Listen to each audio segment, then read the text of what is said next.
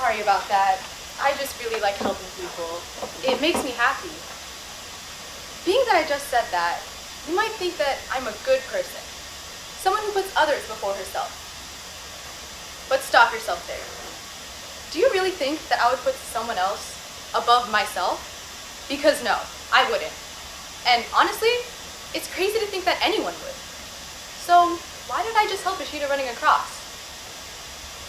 Well, just like me, all humans have the trait of self-interest, which causes us to make complex decisions that ultimately make us feel good. The single factor in our decisiveness comes from our self-interest, as every decision we make is designed to make us feel as good as we can. But the same things make different people feel differently. It's more or less the situation of chocolate or vanilla. I like chocolate, he likes vanilla. I like helping people, and he doesn't. Let me explain further. Our wants derive from our likes, because wants and likes go hand in hand. Wants are just more active than likes. We can like something, but when we want it is when we act upon it. Our wants derive from our human needs, so let's start with Maslow's pyramid, as it characterizes our human needs. At the very bottom of the pyramid, you can see survival needs, like food, water, and warmth. And as you go up the pyramid, the sections start becoming more emotional and complex. And at the very top is self-actualization, or achieving one's full potential. We don't technically need any of that stuff to survive, but we want all of that stuff. We want to feel loved, and we want to have friends, and we want to be just the best people that we can personally fathom. You may also notice that as you go up the pyramid, you start acknowledging people more. So, for example, after you fulfill your survival needs, you will acknowledge enemies and want to protect yourself from them. And then you will acknowledge good people and want to befriend them. But at the very top, it still all comes back to oneself. And this is all about self-interest. We want to be the best that we can be, and that means we'll do anything in our power to do it, as long as the benefits outweigh the cost. So, Maslow's pyramid starts to describe how we view different people, and this will affect how we react in different situations. For example, some people feel good after holding the door open for a woman with her bags, and some people don't find satisfaction in that. But in psychology, there exists the idea of nature versus nurture. Maslow's pyramid describes that we have certain traits by nature, but nurture plays a role in this as well. Nurture refers to your upbringing. You know, the values and morals that you were taught as a child. Your upbringing creates your values and influences your moral compass. When I was younger and when I lived in India, and I used to visit my grandparents, there were these two girls that I would always play with. We were very different. They were from a small village, and their parents were shop owners, and they had only ever known that. I was essentially the opposite. My parents are well-educated and cultured, and I had actually just moved from America. So I remember one time the three of us were standing on a balcony, looking out onto the street, when a street girl started to cross. She was about 7 or 8 and completely naked.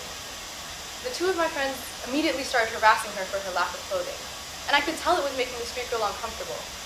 And frankly, it was an uncomfortable situation for me as well. So I told them to stop.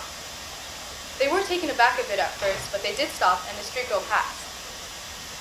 So in this situation, you could say that one of us was acting more selfless than the other, but both parties were acting on their same selfish desires to feel good, simply achieved in different ways due to their different backgrounds. So we've discussed that there are different ways that we achieve self-interest, but there are also different processes that we take to achieve it.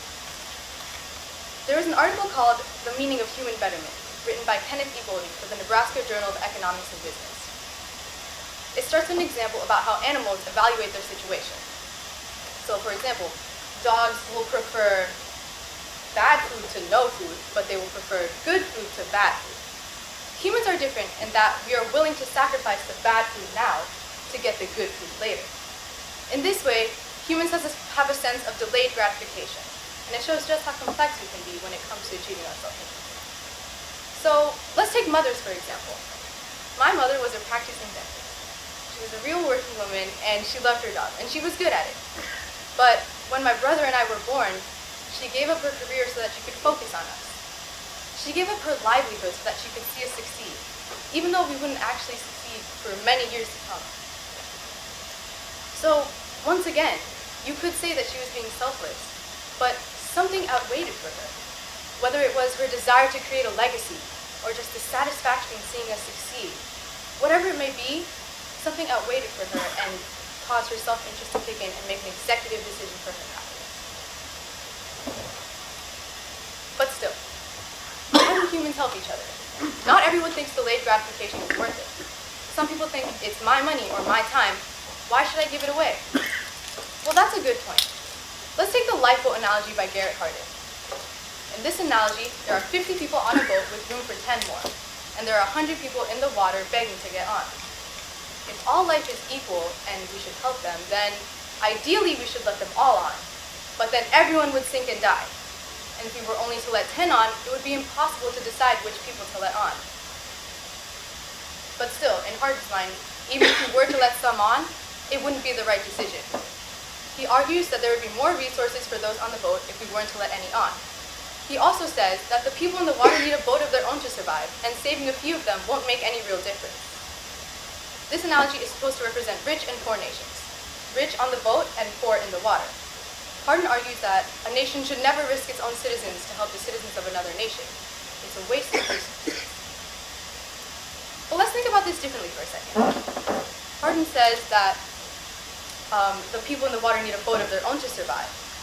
But if we all live on the same planet, and we are all sharing the same resources, then aren't we all in the same boat? He also argues that there will be a waste of resources. But in reality, the scarcity of resources described doesn't exist. The people in the water are portrayed to be helpless and unable to get resources for themselves, but according to an article by worldcentury.org, 17% of the world's population consumes 80% of the world's resources. So we are physically able to help the 82% with plenty left for us. But still, why should you? What's in it for you? Let's be honest, we've established that everything relies on self-interest. So how does this inspire betterment for you? Let's relate this to something that is so common in our everyday lives. Technology. According to this infographic by MIT, the major innovation clusters are located in the US, Europe, Russia, and then those Asian countries. And if you look at the icons at the bottom, if a country isn't in North America or Europe, it's not the most stable. I mean, just look at Beijing, for example. And Bangladesh got good weather, but it's lacking everywhere else. But imagine if there were more hubs in Africa and South America and other parts of Asia that were stable and growing. Imagine how far we'd be as a technological society. Flying cars, artificial sunlight, you name it. Imagine similar situations in the engineering field, the medical field, the creative field. I could have been giving this speech from Mars right now. If we educate people and catch them up and give them a voice, new ideas that surpass what we already knew will arise at a much faster pace.